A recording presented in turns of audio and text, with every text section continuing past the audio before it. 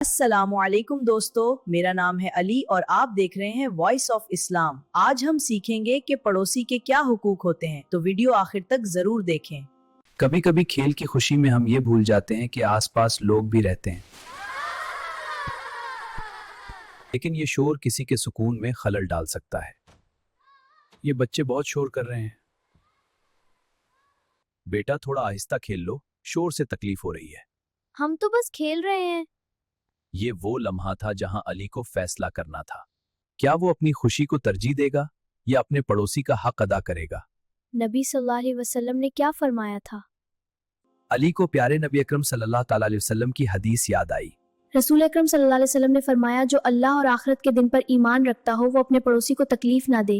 ہمیں شور نہیں کرنا چاہیے، پڑوسی کو تکلیف دینا ٹھیک نہیں۔ یہی اصل ایمان کی نشانی ہے۔ انکل معاف کیجیے گا، ہم دھیان رکھیں گے۔ اللہ تمہیں خوش رکھے بیٹا۔ دیکھا بچوں، اچھا مسلمان وہ ہے جو اپنے پڑوسی کا خیال رکھتا ہے۔